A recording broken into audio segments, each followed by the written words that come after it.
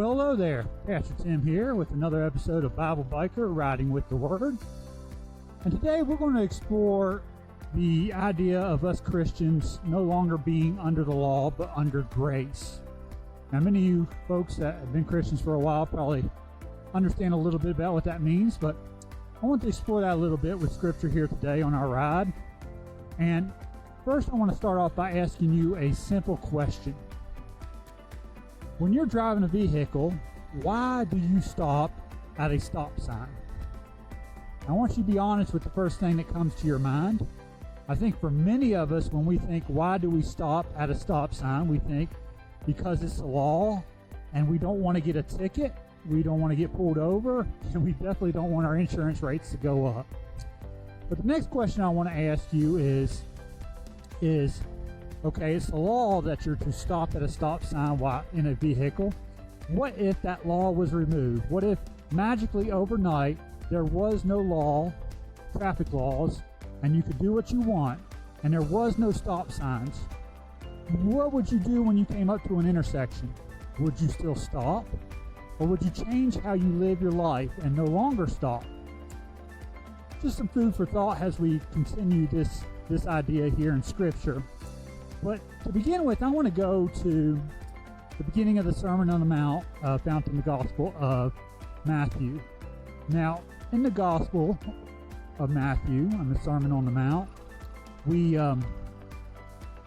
hear Jesus begin the sermon, if you will, talking about all these people groups that are blessed. He says, blessed are they that mourn, blessed that are the poor in spirit, blessed those that are meek.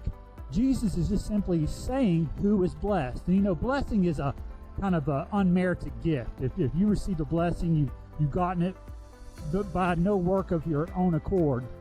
So Jesus is starting the sermon off in front of a mostly Jewish audience, and obviously we can tell that there's likely religious leaders there, including Pharisees and scribes. And you would understand in that culture that many of them lived by the law of Moses, lived by the law we read in the Old Testament. And here they see Jesus, this teacher. They probably don't yet know that he is the Messiah. They hear him preaching about all these blessings they received without the need of the law or without merit. And Jesus goes on right after talking about all these groups that are blessed, this is known as the Beatitudes, to say that think not that he has come to abolish the law and the prophets. On the contrary, he's come to fulfill all those things. In fact, we read that in Scripture here. Matthew chapter 5, verse 17 and 18. Think not that I am come to destroy the law or the prophets. I am not come to destroy, but to fulfill. For verily I say unto you, till heaven and earth pass, one jot or one tittle shall in no wise pass from the law, till all be fulfilled. So again, we see Jesus directly said he has come not to abolish the law or the prophets. And he goes on to talk about that, and he even tells the people there at the Sermon on the Mount that anybody that gets to heaven, their righteousness will exceed that of the Pharisees and the scribes, will exceed that of what is written in the law. So it's odd that Jesus is saying, hey, we are all blessed and given these gifts freely, but then he goes on to say that we Christians, those of us who make it to heaven, will exceed the righteousness of what people perceive to be good, righteous, godly men in the Pharisees and the scribes. He then goes on to elevate the law, as we see in the very next scriptures here as we read here. Matthew 5, verse 21 and part of 22. Ye have heard that it was said by them of old time, Thou shalt not kill, and whosoever shall kill shall be in danger of the judgment. But I say unto you that whosoever is angry with his brother without a cause shall be in danger of the judgment. So here Jesus uses the example of the law of thou shalt not murder. But he elevates it even higher, saying, hey, you may be able to follow that law, but there's an even greater aspect of the law, and if you have unjustified anger towards your brother, you have broken this law. And he goes on to do that a little further in Scripture, talking about adultery. Again, he quotes the law of adultery. You've heard it's been said that it's wrong to commit adultery on your spouse. But Jesus goes on to elevate that law, saying to even look at another a woman lustfully is to commit adultery in your heart. So we see that Jesus is elevating the law. So Jesus says he's not come to abolish the law, but to fulfill it, and he certainly does fulfill it for us. But he also raises the standard even higher, and we as Christians are told we're going to have to achieve that in order to attain heaven. Excuse me, I struggle through this mud.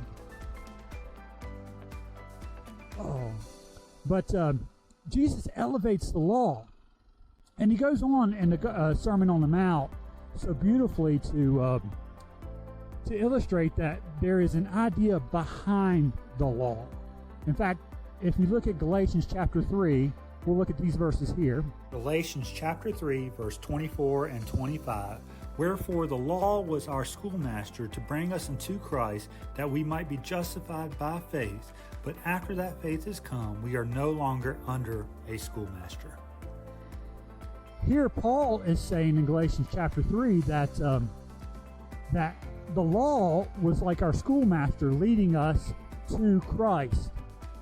And once you receive Christ, there's no longer a need for the law. You see, we know through the law, it shows our need for Christ. The law has never made anybody righteous. What the law does is it shows us where we failed, where we've come short, where we've sinned. And of course, under the law, the wages of sin is death. But Jesus fulfills that debt we owe of death by being a substitutionary death for us so that we can have everlasting life. So that's what Jesus said when he said he was going to fulfill the law for us. He has done so. But we are held to a different standard. We're held to the idea of the spirit of the law. And that's the important point here that I want to make today, is when Jesus elevated the law, he's saying there was a purpose to the law. There was something greater above the law. For instance, the law he referenced of thou shalt not murder, but if you had anger toward your brother, and unrighteous, unjustified anger toward your brother in your heart, you committed murder in your heart. See, the law, if we follow it to a T and don't commit murder, we think we're a good person, but if we still have anger in our heart, we violated something more important. You see, God created us lovingly and gave us life and has a desire that we will love him and love our neighbor the same. So if we love our brother, we'll have no desire to murder anybody. If we love our spouse, he talks about the adultery thing. If we love our spouse unconditionally, as God calls us to, we'll have no desire to cheat or commit adultery or even have lust towards another woman. See, if we follow God and his example that he demonstrated through Christ's life, we know that love of God and love of our fellow man is even greater than the law. And all the law is fulfilled, and as Jesus said, in following these two commandments, loving God with all your heart, mind, and soul, and loving your neighbor the same. So we as Christians live not under the law, because we are condemned under the law, and Jesus has fulfilled the law for us, but now we're in the gospel of grace. We're forgiven. So now we're free to love one another as Christ has loved us. So I take it back to our example of the stop sign to conclude with. If you think, if there was no traffic laws, I'd just run a stop sign, well, then you weren't following the law for the right reason. You were following the law so that you didn't have to pay a fine, so that you didn't have to be punished. But if instead you have love for your fellow man, you will say, you know what? If I don't stop at this intersection, I may be putting other people's lives at risk. So I'm going to stop, not because it's the law, but because I love my fellow man and I don't want to put them in danger of an accident.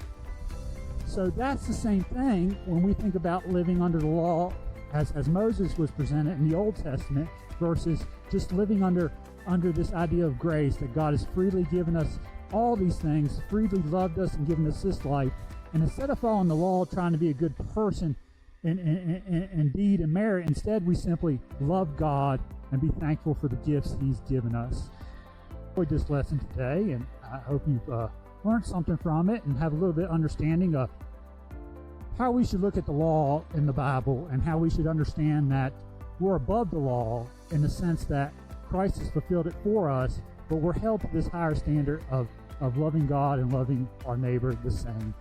So as always, I'm going to end you with a few clips of the beautiful scenery around here today on this very beautiful February day.